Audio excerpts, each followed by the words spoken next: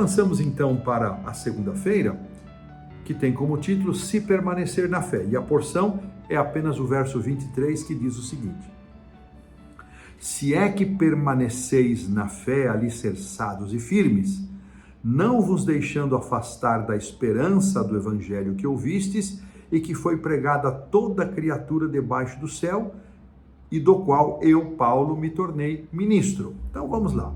Essa expressão, se é que permaneceis na fé, Paulo não está duvidando da condição espiritual e da firmeza de fé dos colossenses. Essa expressão diz aqui, a lição, que este se em grego pode ter quatro usos diferentes, e esta que aparece aqui em Colossenses, ela indica uma condição verdadeira, é uma afirmação. É como se Paulo estivesse dizendo: uma vez que vocês permanecem firmes.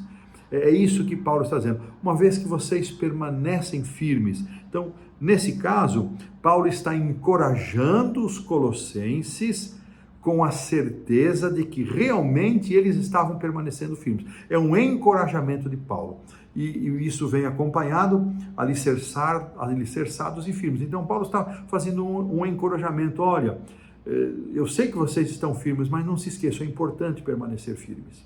É importante, é muito importante. Irmãos, isso nos permite pensar um pouquinho. Será que nós temos permanecido firmes? No meu primeiro ano da Faculdade de Teologia, o pastor Joel Sarli, nosso querido professor de oratória e homilética, nos desafiou a preparar uma pequena mensagem, e teríamos que pregar essa mensagem diante dos nossos colegas e diante do nosso professor, e ele faria depois ali as observações para o nosso crescimento e aperfeiçoamento na pregação. Nós estávamos iniciando o curso, primeiro ano, e eu escolhi um verso, Daniel 1:21, nunca me esqueci disso. E esse verso, ele diz assim: e Daniel continuou até ao primeiro ano do rei Ciro. Olha que interessante. E eu falei sobre a importância da perseverança no contexto cristão.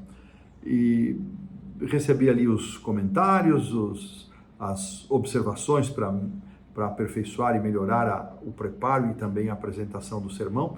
Mas fica a ideia, irmãos, esse e Daniel permaneceu ou continuou até o primeiro ano do rei Ciro, vai implicar em aproximadamente 70 anos esse transcurso de Daniel, desde os seus 18 até praticamente os seus quase 90 anos. Então, Daniel permaneceu firme. Eu pergunto, será que nós temos permanecido firmes? Veja, passaram-se reis e reinos e Daniel permaneceu.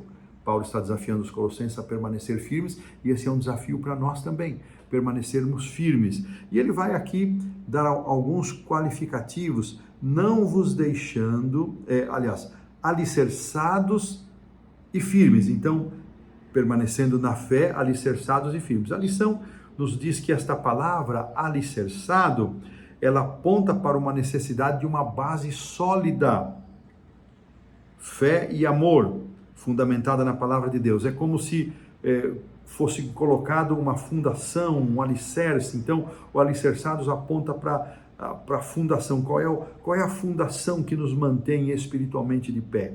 E a outra palavra é firmes, conectada à ideia de algo inabalável, algo inalterável. Eu fiquei pensando nestes significados, né? Então, Paulo está dizendo, olha, eu sei que vocês permanecem firmes na fé, mas continuem firmes. Continuem firmes na fé, continuem alicerçados com um forte fundamento que é a palavra de Deus. Irmãos, tem muita gente pondo seus fundamentos em pilastras que não são a palavra de Deus.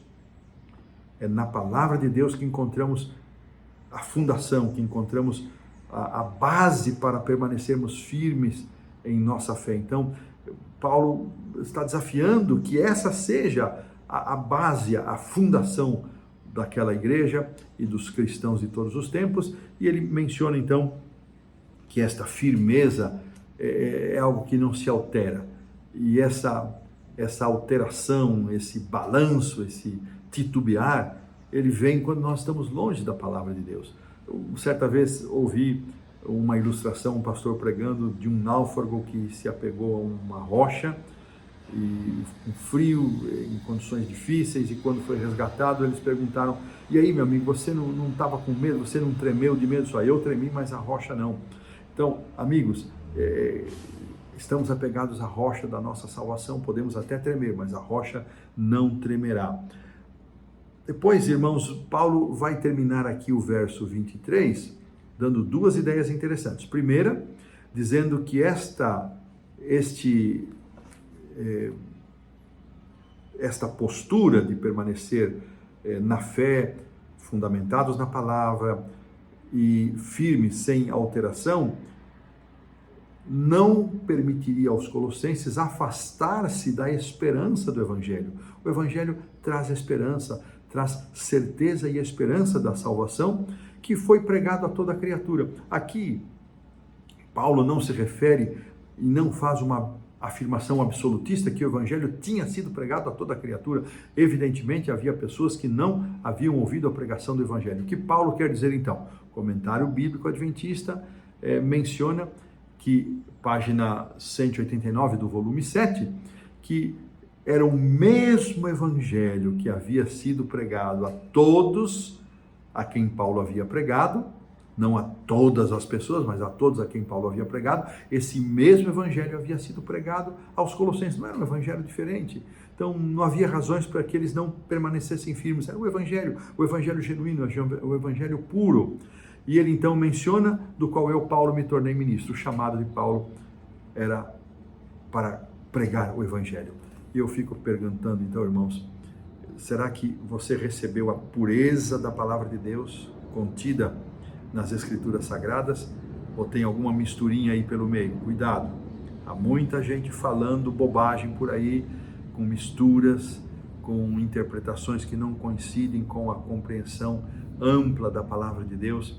E qual foi o seu chamado? Paulo foi chamado para ser um ministro. E você foi chamado para quê?